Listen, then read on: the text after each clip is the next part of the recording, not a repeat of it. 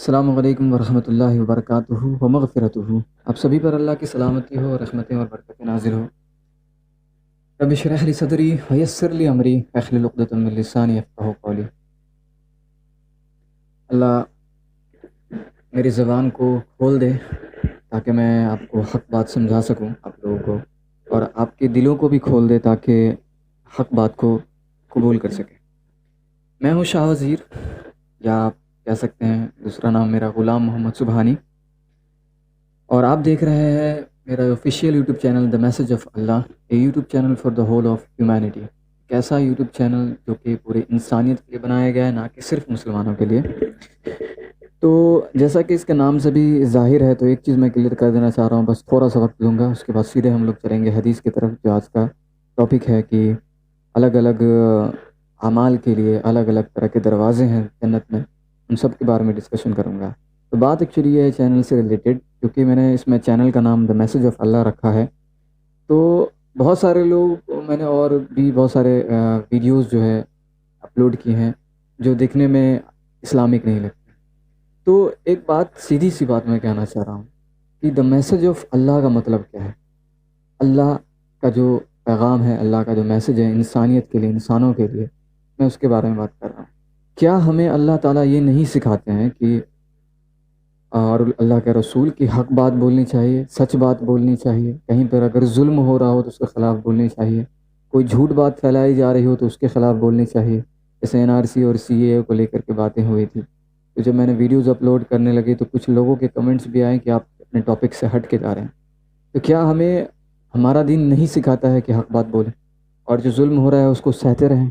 یہی مطلب ہمارا دین سکھاتا ہے کہ مجھے تو ایسا کبھی نہیں سکھایا گیا، میں نے کبھی قرآن و حدیث میں ایسا کچھ نہیں پڑھا کہ ڈر کے مارے کائروں کی طرح چھپ جاؤ۔ اگر اللہ نے 3 درجے ہیں ایمان کے، اگر آپ کہیں پر ظلم ہوتے ہوا دیکھتے ہیں تو پہلا تو کام ہے کہ آپ ہاتھ سے روکیں۔ اگر آپ ہاتھ سے نہیں روک سکتے ہیں، آپ کو اتنی طاقت نہیں ہے کہ آپ ہاتھ سے روک سکتے ہیں اپنی طاقت سے، تو کم سے کم زبان سے بولیں، اور اس سے بھی کم اگر نہ ہو سکے وہ، تو اس سے بھی کم ہے کہ آپ اپنے دل میں کم سے کم اس کو برا سمجھیں۔ اگر اللہ نے مجھے اتنی طاقت دی ہے کہ میں یہاں آپ کے سامنے بیٹھ کر کے بول رہا ہوں، اللہ کی دی ہوئی ساری چیزیں ہیں، تو اس میں کیا برائی ہے؟ اس میں مسلمانوں کو ہی سب سے پہلے تکلیف ہونے لگتی ہے۔ تو میں اس بات کو کلیئر کر دینا چاہ رہا تھا، اور YouTube channel for the whole of humanity, یہ بھی کلیئر ہے صاف طور پہ، جیسا کہ اس کے نام سے ہے کہ یہ ساری انسانیت کے لیے میں نے یوٹیوب چینل بنایا ہے، نہ کہ صرف مسلمانوں کے لیے۔ اور غیر مسلم بھائیوں کا بھی بالکل تہہ دل سے سواگت ہے کہ آپ آ کر کے سوال پوچھ سکتے ہیں اسلام کے بارے میں، اگر کوئی غلط فہمی ہے تو میں اسے کلیئر کروں گا۔ اس طرح سے آج ایک بہت بڑی غلط فہمی ہوتی ہے جہاد کے بارے میں، یہ جو حدیث میں پڑھنے والا اس میں جہاد کے بارے میں ذکر ہے، تو میں انشاءاللہ اس کو بھی ذکر کروں گا۔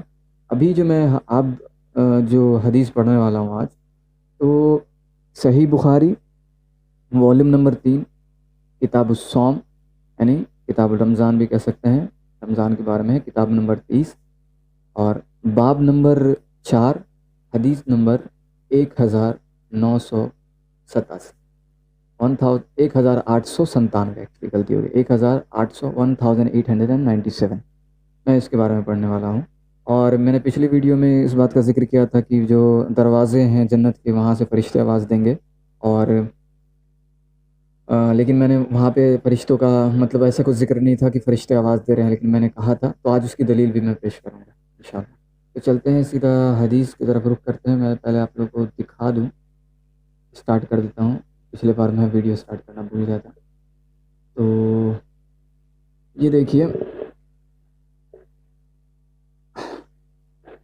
یہ جو تھا باب ریان للصائمین، اور یہ باب میں پہلے بھی دکھا چکا ہوں آپ لوگوں کو۔ اس میں جو حدیث نمبر ہے 1897، تو چلیے اس کو شروع کرتے ہیں، ٹھیک ہے؟ کسی گڑبڑی ہو جاتی ہے بیچ میں سنبھالنے میں، تو آئیے اللہ کا نام لے کے شروع کرتے ہیں۔ تھوڑی سی نیچے چلا گیا، کنٹرولنگ ہی اصل میں پورا کھیل ہے اس کے، ورنہ کوئی دقت نہیں ہے یہاں پہ۔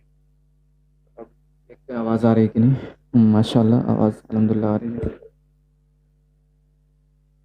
چیک کرنا بہت ضروری ہے، ورنہ آپ لوگوں کو آواز آئے گی کہ نہیں آئے گی پتہ پتہ نہیں چل پاتا ہے. ہلو. مائک صحیح چل رہا ہے. ٹھیک ہے، تو شروع کرتے ہیں حدیث کو. اعوذ باللہ من الشیطان الرجیم. بسم اللہ الرحمن الرحیم. حدثنا ابراہیم بن منظر قال حدثني معن قال حدثني مالك عن ابن شهاب عن حميد بن عبد الرحمن عن ابي هريره رضي الله عنه ان رسول الله صلى الله عليه وسلم من انفق زوجين في سبيل الله نودي من ابواب الجنه يا عبد الله هذا خير ومن كان من اهل الصلاه دعي من باب الصلاه ومن كان من اهل الجهاد دعي من باب الجهاد ومن كان من اهل الصيام دعي من باب الريان ومن كان من اهل الصدقه دعي من باب الصدقه. فقال ابو بکر رضی اللہ عنہ بأبی انت وأمی یا رسول اللہ ما علی من دعی من تلک الابواب من ضرورت فهل يدعى احد من تلک الابواب كلها. فقال نعم وارجو ان تكون منه. چلیے اس کے ٹرانسلیشن کی طرف چلتے ہیں، اور یہ آج کی جو حدیث ہے بہت امپورٹنٹ ہے، تو تھوڑا دھیان سے سنیں، غور سے. ایئر فون ہے تو ایئر فون لگا لیں آپ لوگ. تو اس حدیث میں جو اکثر ٹرانسلیشن پڑھ رہا ہوں میں، ہم سے ابراہیم بن منظر نے بیان کیا. انہوں نے کہا کہ مجھ سے ان بن عیسیٰ نے بیان کیا، کہا مجھ سے امام مالک نے بیان کیا، ان سے ابن شہاب نے، ان سے حمید بن عبد الرحمن نے بیان کیا، اور ان سے ابو ہریرہ رضی اللہ عنہ نے بیان کیا. یعنی یہ حدیث ابو ہریرہ رضی اللہ عنہ سے روایت ہے کہ رسول اللہ صلی اللہ علیہ وسلم نے فرمایا، جو اللہ کے راستے میں 2 چیزیں خرچ کرے گا اسے فرشتے جنت کے دروازوں سے بلائیں گے کہ اے اللہ کے بندے، یہ دروازہ اچھا ہے. پھر جو شخص نمازی ہوگا اسے نماز کے دروازے سے بلایا جائے گا. جو مجاہد یعنی جہاد کرنے والا ہوگا اسے جہاد کے دروازے سے بلایا جائے گا. یہاں پہ چونکہ لفظ جہاد کا آیا ہے تو اس لیے چونکہ میں جانتا ہوں، اور جو ناظرین پہلے سے جو دیکھ رہے ہیں ویڈیوز کو، ان کو بھی پتہ ہے کہ اس چینل پہ غیر مسلم بھائی بھی ہیں، یہاں پہ بہنیں بھی ہو سکتی ہیں. تو بات کیا ہے کہ یہ جو لفظ جہاد ہے اس کو دکھا کر کے اسلام کے بارے میں بہت ساری غلط فہمیاں پھیلائی جاتی ہیں کہ لوگوں کو مارنا کاٹنا بے قصور لوگوں کو، اور جانتے ہی ہیں فلموں میں اور باقی جگہوں پہ، مطلب عام طور پہ یہ جو انڈسٹریز ہوتی ہیں، فلم انڈسٹریز یا جو ٹی وی سیریز، ان سب چیزوں میں جہاد کو دکھا کر کے اور ملا اور داڑھی والے کو دکھا کر کے یہی دکھاتے ہیں کہ وہ پلاننگ کر رہے ہیں کسی بے قصور کو مارنے کی. ایسا کچھ بھی نہیں ہے. پہلی بات تو یہ کہ یہ جہاد ورڈ آیا کہاں سے؟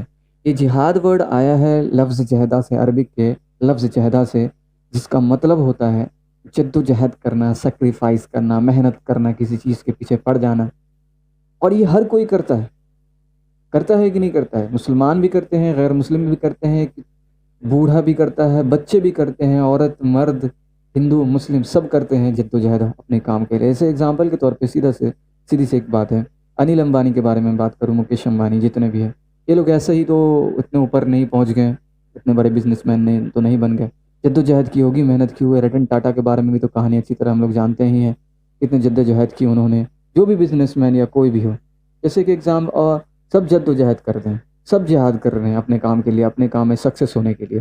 تو ایک ایگزامپل ہے ایک طالب علم کا، ایک اسٹوڈنٹ کا، جو کہ علم حاصل کرنا چاہتے ہیں، اور اس کے لیے وہ صبح سے لے کے جا کر کے آدھے دن سے بھی زیادہ جو ہے وہ اسکول میں دن گزارتا ہے، پھر کوچنگ، پھر آن لائن پڑھنا، پھر خود سے سیلف اسٹڈی کرنا. یہ سب چیزیں اگر اچھا نالج گین کرنا چاہتا ہے، اچھا کچھ کرنا چاہتے ہیں اپنے لائف میں، تو جیسے اگر میڈیکل نکالنا ہے تو نیٹ کے لیے پریپریشن کرتے، اور جانتے ہوں گے بہت محنت ہے اس میں. تو یہ سب جد و جہد کر رہے ہیں، سب جہاد کر رہے ہیں.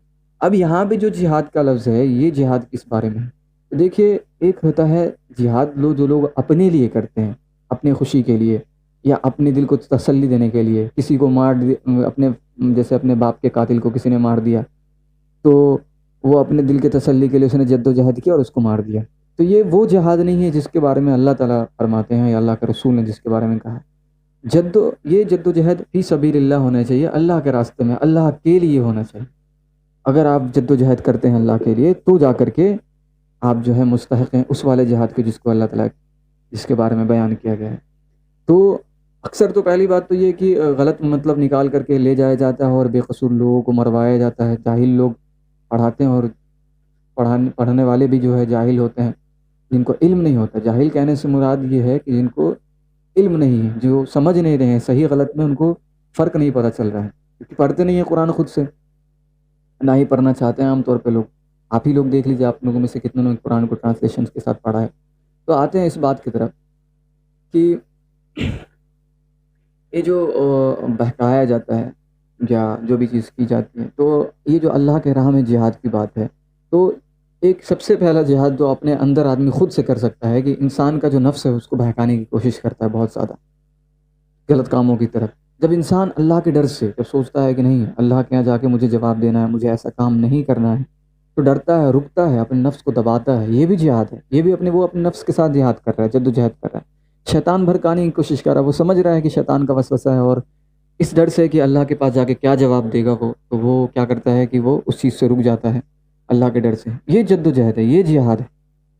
پھر جا کر کے اگر کوئی کسی کا مال ہڑپنا چاہتا ہو، کسی کی زمین ہڑپنا چاہ رہا ہو، کسی یتیم کا مال کھانا چاہ رہا ہو، سود کھانا چاہ رہا ہو، جو بھی حرام کام سب ہے، یہ سب چیزیں ہیں، زنا کرنا چاہ رہا ہو، لیکن اللہ کے ڈر سے اپنے نفس کو دبا لیتا ہے، اپنے آپ کو روک لیتا ہے، یہ بھی جہاد ہے، جد و جہد ہے۔ اور وہ جو جہاد جو جنگ کے میدان میں ہوتی ہے، جہاد جس کو جنگ کہتے ہیں ہم لوگ، جس میں خون ریزی ہوتی ہے، اس کے کنڈیشنز ہوتے ہیں وہاں پہ۔ اب ایسا نہیں کہ کسی کے بھی ساتھ اٹھ کر کے لڑنا شروع کر دیا، جس طرح سے جو ہے ابھی اسلام کو بدنام کیا جاتا ہے کہ غیر مسلموں کو مارنے کا حکم دیا گیا ہے۔ سورہ توبہ کی آیت نمبر 5 کو اٹھا کر کے، سورہ توبہ سورہ نمبر 9 پارہ نمبر 9 میں ہی ہے، اور آیت نمبر 5 کو اٹھا کر کے بہت بدنام کرتے ہیں، بہت بری طرح سے۔ تو میں آج اس کا خلاصہ کرتا ہوں، پڑھتا ہوں کہ لوگ آدھا پڑھتے ہیں اس کو، اور وہ ذکر نہیں کرتے ہیں کہ آخر بات وہاں پہ کیا تھی، وہ کس سچویشن میں وہ آیت آئی تھی، اور کیا کنڈیشن تھی، کیا ہوا تھا وہاں پہ ایگزیکٹلی۔ وہاں پہ کفار مسلمانوں میں اور مشرکین اور کفار میں جو بھی تھے اس وقت، وہاں پہ اللہ کے رسول کے وقت کے ٹائم میں ایک معاہدہ ہوا تھا، اور ایک مطلب صلح ہوئی تھی کہ ہم لوگ اتنے دنوں تک جنگ نہیں لڑیں گے، کیونکہ مسلمانوں کے دشمن ہو چکے تھے وہ، مکہ والے ایک دم کھلے اوپن دشمن ہو چکے تھے، یہاں تک کہ نبی کریم صلی اللہ علیہ وسلم کو مارنے کی بھی کوشش کی گئی، یہ بات آپ جانتے ہی ہوں گے۔ تو اللہ کا حکم ہوا کہ آپ جو ہے وہاں سے ہجرت کر کے چلے جائیں۔ تو یہ جو معاہدہ ہوا تھا، تو اس معاہدے کو ان لوگوں نے توڑ دیا جو اگینسٹ میں تھے، جو غیر مسلم تھے، تو جا کر کے اللہ تعالیٰ نے حکم دیا۔ اس کے بعد کیا ہوا، یہ بس یہیں پر دکھاتے ہیں، لوگ بول دیتے ہیں کہ دیکھو یہاں پہ مشرکوں کافروں کو مارنے کا حکم دیا جا رہا ہے اللہ تعالیٰ، اور ایک دم وائلنٹ ہے قرآن، لیکن اس کے آگے اللہ نے کیا کہا ہے اور اس کے پیچھے کیا بات ہوئی، اس چیز کے بارے میں کوئی بات نہیں کرتا۔ کیونکہ اگر آگے والی آیت جو آیت نمبر 6 ہے اس کی، اور 7 بیان کر دی جائے، یا اس کے پہلے والی آیتیں بیان کر دی جائیں اگر، تو وہ بات بالکل ظاہر ہو جاتی ہے۔ تو آج میں اس چیز کو کرنے جا رہا ہوں، اور میں نے کھول رکھا ہے سورہ توبہ سورہ نمبر 9 اور پارہ نمبر 9 میں، اور میں اس کو پڑھوں گا، ایک ایک آیت کر کے پڑھوں گا اور ٹرانسلیٹ کروں گا اردو اور انگلش دونوں میں، تاکہ جس کو جس بھاشا میں سمجھ میں آئے وہ سمجھ جائے کہ معاہدہ ہوا تھا اور ان لوگوں نے توڑا، اور پھر جا کے تب اللہ نے حکم دیا کہ جو ہے آپ بھی جا کر کے ان سے لڑیے، ٹھیک ہے، لیکن جو نہیں لڑنا چاہتے ہیں ان سے بچے۔ دیکھیں میں کیا بولوں، میں سیدھا قرآن پڑھتا ہوں، اس کو ٹرانسلیٹ کرتا ہوں، اس کے بعد زیادہ بہتر ہوگا سمجھانا۔ چلیے تو آگے بڑھتے ہیں۔ یہ دیکھیے پہلی بات تو یہ ہے کہ پارہ بھی شروع ہے یہاں پہ اور سورہ بھی شروع ہے، لیکن یہاں پہ بسم اللہ الرحمن الرحیم نہیں شروع ہے، بسم اللہ سے۔ تو بہت سارے لوگ، یہ پہلی بات تو یہ غلط فہمی ہو جاتی ہے سورہ توبہ کے بارے میں کہ اللہ تعالیٰ جو ہے بہت غصے میں اس جو ہے آیا اس سورہ کو اتارے ہیں، بہت جلال میں تھے، یا یہ اللہ تعالیٰ کو کون عاجز کر سکتا ہے؟ اللہ تعالیٰ کو کون عاجز کر سکتا ہے؟ وہ کسی کا محتاج ہے کیا؟ وہ کسی سے ڈرتا ہے کیا؟ یا اس کو خوف ہو گیا، یا کسی چیز کی وجہ سے وہ جو ہے بالکل غصے میں آ کے اور بولا کہ اب بسم اللہ ہی نہیں کرنا؟ ایسا کچھ نہیں ہے۔ میں نے علماء سے پتہ کیا ہے اور اس کے بارے میں تحقیق کی ہے، اس کے بارے میں کافی، تو پتہ یہ چلا کہ یہ جو سورہ توبہ ہے اپنے سے پیچھے والے سورہ کی کا ہی ایک حصہ ہے۔ اس میں آپ کو دکھاتا ہوں پیچھے لے جا کر کے، سورہ توبہ سے پہلے ہے سورہ انفال ہے، اور یہ اسی کا حصہ ہے، علماء کا یہ ماننا ہے۔ اسی لیے یہاں پہ جب آپ کنٹینیو پڑھ رہے ہوتے ہیں تو بسم اللہ کرنے کی ضرورت نہیں پڑتی ہے، آپ ڈائریکٹلی پڑھ سکتے ہیں. لیکن جب اگر آپ قرآن شروع کر رہے ہیں یہیں سے پڑھنا بھی میں شروع کر رہا ہوں، تو مجھے اعوذ باللہ من الشیطان الرجیم پڑھنا چاہیے، جیسا کہ اللہ تعالیٰ نے خود حکم دیا ہے قرآن میں کہ جب بھی تم قرآن پڑھنے لگو تو اللہ کی پناہ مانگو شیطان مردود سے. اور بسم اللہ میں برکت ہے، تو بسم اللہ الرحمن الرحیم اللہ کے نام سے شروع کرنا. بات سمجھ رہے ہوں گے آپ میری؟ تو ایسا کچھ بھی نہیں ہے کہ اللہ نے بہت زیادہ غصے میں لکھا ہے بھیجی ہے اس آیت کو، اسی لیے یہاں پہ بسم اللہ نہیں کرنا ہے. یہ سب غلط فہمی اپنے دماغ سے نکال لیں اللہ کے واسطے، اور جو دوسرے لوگ ان سب چیزوں کو مانتے ہیں ان کو بھی سمجھائیں، ٹھیک ہے؟ اور امید کرتا ہوں کہ میری آواز آپ لوگوں تک صاف جا رہی ہوگی.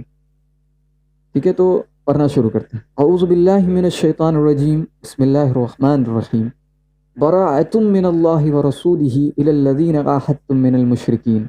اللہ اور اس کے رسول کی طرف سے ان مشرکوں سے بیزاری ہے جن سے تم نے عہد کیا تھا. دیکھیے یہیں پہ آ گیا، پہلے ہی آیت میں سورہ کے عہد کا ذکر ہو گیا کہ ان لوگوں میں اور تم میں عہد ہوا تھا. ٹھیک ہے، آگے بڑھتے ہیں. اس میں انگلش میں بھی ہے، تو میں اسے انگلش میں پہلے ٹرانسلیٹ کرتا ہوں. Immunity is granted those idolaters by God and his apostle with whom you have a treaty. ان کے ساتھ بانڈ بنا. یہ ایک آیت گزر چکی، اب یہ دوسری آیت ہے. فَسِيحُوا فِي الْأَرْضِ أَرْبَعَةَ أَشْهُرٍ وَاعْلَمُوا أَنَّكُمْ غَيْرُ مُعْجِزِي اللَّهِ وَأَنَّ اللَّهَ مُخْزِي الْكَافِرِينَ.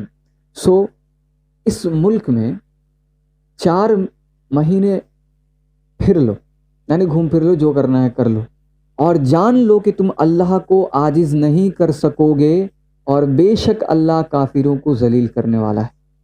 یعنی اللہ تعالیٰ نے 4 مہینے کی مہلت دی. وہ جو انہوں نے عہد توڑا تھا، یا شاید جو عہد کا جو مدت تھی اتنے بھی دنوں کی تھی، اللہ نے 4 مہینے کے بارے میں کہہ دیا کہ 4 مہینے چلو پھر لو.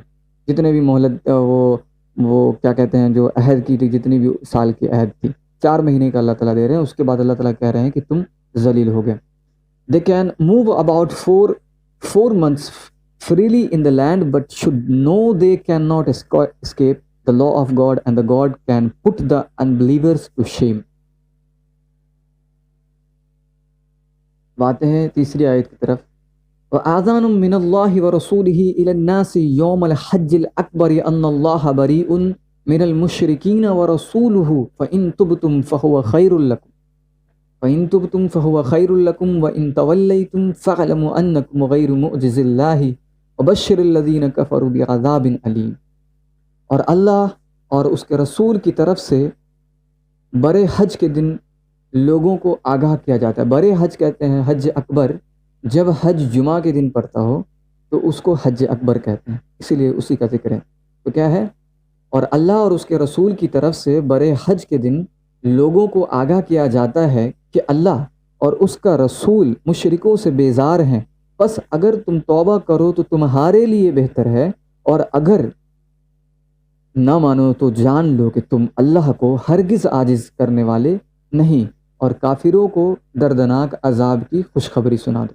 اب دیکھیے بار بار اللہ تعالیٰ کتنی بار کہہ رہے ہیں کہ آپ کوئی بھی اللہ کو عاجز نہیں کر سکتا. اور یہ جو لوگ ہیں جو بس چند چھوٹی موٹے مطلب سنائی ہوئی باتوں کو لے کر کے کہہ دیتے ہیں کہ اللہ تعالیٰ جو ہے غصے میں اس سورے کو جو ہے نازل کر دے. اللہ کو کون عاجز کر سکتا ہے؟ کوئی نہیں. اب اس کا انگلش میں ٹرانسلیشن ہے. General proclamation is made this day of the greater pilgrimage مطلب وہی ہوا حج اکبر on the part of God and his apostle, that God is not bound by any contract to idolaters, nor is his apostle. It is therefore better for you to repent. If you do not, remember that you cannot elude the grip of God. So announce to those who deny the truth the news of painful punishment. اب آتی ہے آیت number 4 کی باری. إِلَّا الَّذِينَ عَاهَدتُّم مِّنَ الْمُشْرِكِينَ ثُمَّ لَمْ يَنْقُصُوكُمْ شَيْئًا وَلَمْ يُظَاهِرُوا عَلَيْكُمْ أَحَدًا فَأَتِمُّوا إِلَيْهِمْ أَحَدَهُمْ إِلَيَّ مدتہم ان اللہ یحب المتقین. کہتے ہیں آگے اللہ تعالیٰ مگر جن مشرکوں سے تم نے عہد کیا تھا پھر انہوں نے تمہارے ساتھ کوئی قصور نہیں کیا اور تمہارے مقابلے میں کسی کی مدد نہیں کی، سو ان سے ان کا عہد ان کی مدت تک پورا کر دو، بے شک اللہ پرہیزگاروں کو پسند کرتا ہے. دیکھیے ان لوگوں نے عہد توڑا تھا، لیکن اللہ تعالیٰ کیا کہہ رہے ہیں کہ ان میں سے کچھ لوگ ایسے بھی ہوں گے جن لوگوں نے تمہارے عہد کو نہیں توڑا ہے، تمہارے اگینسٹ نہیں گئے ہیں، ان لوگوں کا ساتھ نہیں دیا ہے. جن لوگوں نے قتل کیا تھا صحابیوں کا، ان کا ساتھ نہیں دیا ہے، تو ان کے ساتھ تم کو اب اپنا جو ہے ابھی بھی وہ جو وعدہ کیا تھا اس کو ابھی بھی نبھانا ہے. اور اللہ تعالیٰ بے شک اللہ پرہیزگاروں کو پسند کرتا ہے، محبت کرتا ہے اس سے. ٹھیک ہے. Except those idolaters with whom you have a treaty. میں اسی کا انگلش میں ٹرانسلیشن پڑھ رہا ہوں، ایسا نہ سمجھا آپ کچھ نیا پڑھ رہا ہوں. Except those idolaters with whom you have a treaty who have no failed you in the least, nor helped anyone against you, fulfill your obligations to them during the term of the treaty. God loves those who take heed for themselves. جو آیت number 4 کا مطلب یہ جو آیت ہے آیت number 5، اس کو اٹھا کر کے بہت بدنام کرتے ہیں. چونکہ میں نے شروع سے پڑھا اس لیے پڑھا تاکہ آپ لوگ کو یہ پتہ چل سکے، میرے کسی غیر مسلم بھائی اگر دیکھ رہے ہوں یا مسلمان بھائی جن کو نہیں پتہ ہے، تو کہ وہ عہد ہوا تھا اس وقت، اور غیر مسلموں نے، مشرکوں نے یا کافروں نے جو کہیں ان لوگوں نے عہد کو توڑا تھا. اس کے بعد اللہ تعالیٰ یہ حکم دے رہا ہے، سنتے رہیے. فَإِذَا انْسَلَخَ الْأَشْهُرُ الْحُرُمُ فَاقْتُلُوا الْمُشْرِكِينَ حَيْثُ وَجَدتُّمُوهُمْ وَخُذُوهُمْ وَاحْصُرُوهُمْ وَاقْعُدُوا لَهُمْ كُلَّ مَرْصَدٍ فَإِنْ تَابُوا وَأَقَامُوا الصَّلَاةَ وَآتَوُا الزَّكَاةَ فَخَلُّوا سَبِيلَهُمْ إِنَّ اللَّهَ غَفُورٌ رَحِيمٌ. سنتے رہیے، غور سے سنیے اس آیت اور سمجھنے کی کوشش کیجیے. پھر جب عزت والے مہینے گزر جائیں، عزت والے مہینے جیسے محرم ہے اور بھی کچھ مہینے ہیں جس میں لڑائی جھگڑا کرنا بالکل سختی سے منع ہے. اگر ایسے مہینے ہیں، محرم اور بھی مہینے ہیں، مجھے ایک طرح سے نام یاد نہیں آ رہا، اس لیے غلطی کرنے سے بہتر ہے کہ میں نہیں بتا رہا ہوں، کہ ان مہینوں میں اگر انسان اپنے باپ کے قاتل کو بھی دیکھ لے تو بھی اسے معاف کر دے، اسے چھوڑ دے. صحابہ کرام رضی اللہ عنہ کا اس طرح کا عمل تھا، ایسے مہینے میں، حرمت والے مہینے میں. آگے بڑھتے ہیں، کیا کہتے ہیں اللہ تعالیٰ، پھر جب عزت والے مہینے گزر جائیں تو مشرکوں کو جہاں پاؤ قتل کر دو اور پکڑو اور انہیں گھیر لو اور ان کی طاق میں ہر جگہ بیٹھو. پھر اگر وہ توبہ کریں اور نماز قائم کریں اور زکوٰۃ دیں تو ان کا راستہ چھوڑ دو، بے شک اللہ بخشنے والا مہربان ہے. تو کیا کہہ رہے ہیں اللہ تعالیٰ کہ ان مشرکوں کو جنہوں نے تم سے عہد توڑا ہے، کہ تمہارے بھائیوں کو جنہوں نے قتل کیا ہے، بے وجہ قتل کیا ہے معاہدہ کرنے کے باوجود، تو پہلے جب وہ عزت والے مہینے گزر جائیں اس کے بعد تم کو یہ کام کرنا ہے کہ ان کی طاق میں بیٹھے رہنا ہے، ان کو پکڑنا ہے، ان کو مارو یا جو بھی چیزیں، جب تک کہ وہ توبہ نہ کر لے اس چیز سے، اور ایمان نماز نہ توبہ نہ کر لے اور نماز نہ. اگر وہ توبہ کر لیتے ہیں، کیونکہ اگر وہ توبہ کر لیتے ہیں، ان کو لگتا ہے کہ ان سے غلطی ہوئی، ان کو ایمان لے آنا چاہیے تھا، کیوں آگے بھی پتہ چلے گا. یہ توبہ کر لیتے ہیں اور پھر وہ نماز مسلمان ہو ہی جاتے تو پھر ان سے لڑنے کی وجہ ہی ختم. وہ خود نہیں لڑنا چاہیں گے، پھر نماز قائم کرنے لگیں گے، پھر زکوٰۃ دینے لگیں گے. تو یہ سب چیزیں اللہ تعالیٰ بتاتے ہیں. اب اس آیت کو اٹھا کر کے وہ یہ کہے، کیونکہ آپ نے دیکھا ابھی کہ پہلے معاہدہ ہوا، پھر توڑا گیا، پھر اللہ نے حکم دیا کہ پہلے جو ہے جن لوگوں سے معاہدہ ہے ابھی تک، جن لوگوں نے نبھایا ان کے ساتھ نبھاتے رہو، پھر جا کر کے اگر جن لوگوں نے توڑا ہے ان سے بھی تب لڑنا جب حرمت والے مہینے ختم ہو جائیں گے، تب جا کر کے ان کے ساتھ ایسا کچھ کرنا. تم ایسے نہیں ابھی مطلب حرمت والے مہینوں میں نہیں لڑو. اور اس آیت کو اٹھا کر کے لوگ کامنلی یوز کرتے ہیں اور کہتے ہیں کہ دیکھو اللہ تعالیٰ قرآن میں مسلمانوں کو حکم دیتے ہیں کہ غیر مسلموں کو جہاں پاؤ، کافروں کو، مشرکوں کو جہاں پاؤ قتل کر دو، مار ڈالو. تو یہ تو بہت غلط بات ہے. آگے سنیے، پہلے تو اس کا میں انگلش میں ٹرانسلیشن کر دے رہا ہوں جن کو انگلش زیادہ بہتر سمجھ میں آتی ہو، کیونکہ اردو کے بھی الفاظ تھے تو ان کو سمجھ میں آ جائے گا Urdu English. But when these months, یہ آیت نمبر 5 ہی یاد رکھیے گا. But when these months prohibited for fighting, منع کیا گیا جس میں لڑائی کرنے کے لیے، are over slay the idolaters wheresoever you find them and take them captive or besiege them and lie in wait for them and at every likely place. But if they repent and fulfill their devotion obligations and pay the zakat, then let them go their way, for God is forgiving and kind. اللہ تعالیٰ معاف کرنے والا ہے اور چھوڑ دینا بہتر ہے. یہی میں تھوڑا سا اور اچھے سے بھی سمجھ میں آتا ہے. آیت نمبر 5 گزر چکی ہے. اب آیت نمبر 6 کو غور سے دیکھیے گا, سمجھنے کی کوشش کیجیے گا. اگر کوئی الزام لگاتا ہے قرآن پہ یا اللہ پہ یا اللہ کے رسول پہ کہ کتنا وائلیٹنگ ہے قرآن, تو یہ غور سے سنیے اور سمجھنے کی کوشش کیجیے. وَإِنْ أَحَدٌ مِّنَ الْمُشْرِكِينَ اسْتَجَارَكَ فَأَجِرْهُ حَتَّى يَسْمَعَ كَلَامَ اللَّهِ ثُمَّ أَبْلِغْهُ مَأْمَنَهُ ذَلِكَ بِأَنَّهُمْ قَوْمٌ لَا يَعْلَمُونَ. اور اگر کوئی مشرک تم سے پناہ مانگے تو اسے پناہ دے دو یہاں تک کہ اللہ کا کلام سنے, پھر اسے اس کی امن کی جگہ پہنچا دو. یہ اس لیے ہے کہ وہ لوگ بے سمجھ ہیں. اب ایک بات مجھے بتائیے اس چیز کو سن کر کے, کہ اگر کوئی کتنا بھی بڑا دیالو رحم کرنے والا مہان راجا ہو, جب اس کی سینا پہ سامنے سے کوئی حملہ کر رہا ہو تو وہ بھی کہے گا کہ ٹھیک ہے تم بھی حملہ کرو. کامن سینس کی بات ہے. اب یہ چوڑیاں پہن کے تو کوئی بھی بیٹھے نہیں رہیں گے. آپ کے ہی گھر میں اگر کوئی گھس جائے مارنے کے لیے تو آپ چوڑی پہن کے تو نہیں بیٹھ جائیں گے. کہیں گے تو نہیں کہ لو مجھے مارو, میری بیٹی کو بھی مارو, میرے بھائی کو بھی مارو, چلو سب کو مار ڈالو. کوشش تو کریں گے نا بچانے کی.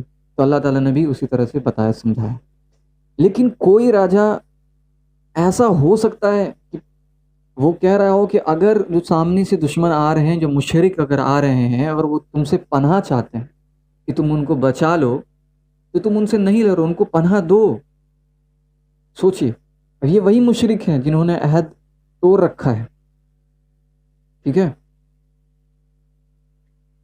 یہ کسی بھی مشرک کے بارے میں بات کی گئی ہے یہاں پہ. ایسا کوئی ڈیفائن نہیں کیا گیا ہے کہ صرف وہی لوگ جنہوں نے تم سے عہد کیا ہوا ہے اور وہ تم سے پناہ مانگتے ہیں. ان کو تو ویسے بھی کوئی خطرہ نہیں ہے, کیونکہ ان کو تھوڑے نہ کوئی کچھ کرنے جا رہا ہے. وہ تو جنگ میں آئیں گے بھی نہیں, وہ لڑنے کے لیے آئیں گے بھی نہیں, تو ان کو کوئی خطرہ نہیں ہے. تو یہ ان لوگوں کے بارے میں ذکر ہے جن لوگوں نے جنگ میں حصہ لیا ہے مسلمانوں کے خلاف, لیکن پھر بھی وہ دیکھ رہے ہیں کہ نہیں لڑنا ہے, وہ لڑنا نہیں چاہ رہے ہیں, وہ چاہتے ہیں کہ ان کو پناہ ملے. تو ان کو پناہ دینے کے لیے اللہ تعالیٰ کہہ رہے ہیں تاکہ وہ اللہ کا کلام سن سکے. کیونکہ ہو سکتا ہے کہ انہوں نے اب تک اللہ کا کلام سنا بھی نہیں, اور اپنے لوگوں کا ساتھ دینے کے لیے بس, تاکہ وہ خراب نہیں کہلائیں, وہ ڈرپوک نہیں کہلائیں, وہ ان لوگوں کے ساتھ لڑنے کے لیے آ چکے ہیں. ٹھیک ہے, تو اس چیز کو بہت غور سے سمجھنے کی چیز ہے یہ, کہ وہ انہوں نے کبھی ہو سکتا ہے کلام سنا ہی نہیں ہوگا, پہلی بار ہو سکتا ہے کلام سنیں اور کیا پتہ ایمان لے آئے. اس کے بعد اللہ تعالیٰ کہتے ہیں کہ جب اگر وہ کلام سن لے, یا اگر نہیں بھی سننا چاہتے, زبردستی تو نہیں کر سکتے ہیں, آپ ان کو اللہ کا کلام سنا دیں, ان کو بتا دیں. اگر اس کے بعد پھر اس کی امن, وہ سن لے اللہ کا کلام, تو اس کو امن کی جگہ, سکون والی جگہ جہاں ان کو خطرہ نہ ہو, وہاں تک پہنچا دینا. ایک تو پہلے دیکھیے سامنے سے لڑنے لوگ آ رہے ہیں, اللہ تعالیٰ اس کے بارے میں کہہ رہے ہیں کہ ان کو تم پناہ دو. اگر وہ پناہ چاہتے ہیں, نہیں لڑنا چاہتے ہیں تو مت لڑو. جو لوگ اگینسٹ میں لڑنے کے لیے آئے تھے, ان میں سے کچھ ایسے بھی لوگ ہوں گے جو نہیں لڑنا چاہیں گے, تو نہیں لڑنا چاہتے تو انہیں پناہ دو. انہیں پھر جو ہے یہاں تک کہ وہ اللہ کا کلام سن لے, پھر انہیں حفاظت کے ساتھ پہنچا دو, حفاظت والی جگہ, امن والی جگہ جہاں ان کو کوئی خطرہ نہ ہو. سمجھ رہے ہیں, کیونکہ یہ لوگ بے سمجھ تھے, انہیں بے سمجھ ہے, ان کو سمجھ نہیں تھی, کیوں ان کو تم قتل کرو گے. اب اللہ تعالیٰ اپنے بندوں کے دشمنوں, اپنے یعنی کہ جو دشمن تھے اللہ کے نبی کے, جو صحابہ کے, ان کے لیے بھی اللہ تعالیٰ اتنی رحمی والی بات کر رہے ہیں. تو کوئی پتہ نہیں کیسے اس بات کو کہہ سکتا ہے کہ اسلام جو ہے, یا قرآن جو ہے, یا اللہ کا رسول, یہ جو وائلیشن کریٹ کرتا ہے, یہ جو ہے لوگوں میں ڈر پیدا کرتا ہے, یا کچھ بھی, اتنا امن و امان کا دین ہے یہ. سمجھنے والے کے لیے اشارہ کافی ہوتا ہے, اور اگر پھر بھی بات سمجھ میں نہیں آئی تو میں کچھ نہیں کر سکتا اس بارے میں. امید کر رہا ہوں کہ آپ لوگ پوری ویڈیو کو دیکھ رہے ہوں گے, اور اس کا جو انگلش ٹرانسلیشن میں وہ بھی پڑھ دیتا ہوں. If an idolater seeks, دیکھ لیجئے یہاں پر بھی ڈائریکٹ کلیئر ہے کہ if an idolater seeks protection, اگر کوئی آئیڈولیٹر, جو ورشپر ہے, جو پجاری ہے, کوئی مشرک, آئیڈولیٹر اسی کو کہتے ہیں, پروٹیکشن مانگتا ہے, then give him asylum that he may hear the word of God, تو انہیں تم حفاظت کے ساتھ، مطلب ان کو کیا کہتے ہیں، کیا لفظ استعمال ہے کہ انہیں پناہ دو، ایزائلم، تو انہیں پناہ دو تاکہ وہ اللہ کے خدا کے مطلب ایشور کی ورڈز کو وہ سن سکیں. Then escort them to a place of safety, تب اور اس کے بعد ان کو ایک سیف پلیس پہ پہنچا دو. For they are people who do not know, یہ ویسے لوگ جو نہیں جانتے، انوسینٹ، ان کو پتہ نہیں تھا، ان کو بتانا ضروری ہے. اگر انہیں مار ہی ڈالو گے تو کیسے جانیں گے، بھلے وہ تم سے لڑنے کے لیے سامنے سے آئے تھے. ٹھیک ہے. اب ایک اور آیت ہے آخری، میں آیت نمبر 7 پڑھوں گا، اس کے بعد میں پھر واپس چلوں گا حدیث کی طرف. ویڈیو تھوڑی لمبی ہو گئی، میں معافی چاہوں گا اس کے لیے، لیکن اس بات کو کلیئر کرنا بہت ضروری تھا. کیف یکون للمشرکین احد عند اللہ وعند رسولہ الا الذین عاہدتم عند المسجد الحرام فما استقاموا لکم فاستقیموا لهم ان اللہ یحب المتقین. بھلا مشرکوں کے لیے اللہ اور اس کے رسول کے ہاں عہد کیوں کر ہو سکتا ہے؟ ہاں، جن لوگوں کے ساتھ تم نے مسجد حرام کے نزدیک عہد کیا ہے، اگر وہ قائم رہے تو تم بھی قائم رہو، بے شک اللہ پرہیزگاروں کو پسند کرتا ہے. ٹھیک ہے. اب جن لوگوں نے عہد توڑ دیا تھا ان کے بارے میں پھر سے ذکر ہے، پھر اسی عہد کے بارے میں دوبارہ ذکر کی گئی ہے کہ جن لوگوں نے مطلب بھلا مشرکوں کے لیے اللہ کے یہاں کیسے، اللہ اور اس کے رسول کے پاس کیسے عہد ہو سکتا ہے، مطلب یہ جو بانڈنگ ہوئی تھی. لیکن جن لوگوں نے تم سے وعدہ کیا تو پھر تم ان سے وعدہ کو نبھاؤ، بے شک اللہ تعالیٰ پرہیزگاروں کو پسند کرتا ہے. پھر سے اللہ تعالیٰ ریپیٹ کر رہے ہیں اس چیز کو کہ جن لوگوں نے تم کو کچھ بھی نہیں کیا ہے، جن لوگوں نے ساتھ نہیں دیا، ان کو تو تم کو کچھ کرنا ہی نہیں ہے، ان کے ساتھ کچھ بدسلوکی کرنی ہی نہیں ہے. اور جو لوگ لڑنے کے لیے آ رہے ہیں ان میں سے بھی اگر کوئی پروٹیکشن چاہتا ہے تم کو ان کو پروٹیکشن دو، لڑو نہیں ان سے. جو نہیں لڑنا چاہتے ان سے نہیں لڑو.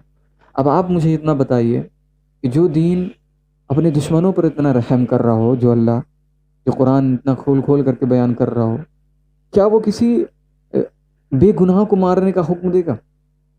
اب ایسا ہو ہی نہیں سکتا ہے. اب قرآن کی ایک آیت بھی بیان کرتا چلوں جس میں اللہ تعالیٰ کہتے ہیں کہ اگر کسی شخص نے کسی بے گناہ کو مار ڈالا، یہاں پر مسلمان غیر مسلمان کسی کا ذکر نہیں ہے، کسی بے گناہ کو مار ڈالا، گویا کہ پورے انسانیت کو اس نے مار ڈالا، پورے کے پورے انسان کو مار ڈالا اس نے. اب ذرا سوچئے، اور اگر کسی ایک کی جان بچا لی تو پورے کے پورے انسانوں کی جان بچا دی اس نے. بات میری سمجھ میں آ رہی ہوگی، امید ہے مجھے کہ میں کیا کرنے کی کوشش کر رہا ہوں. اب چلتے ہیں واپس حدیث کی طرف.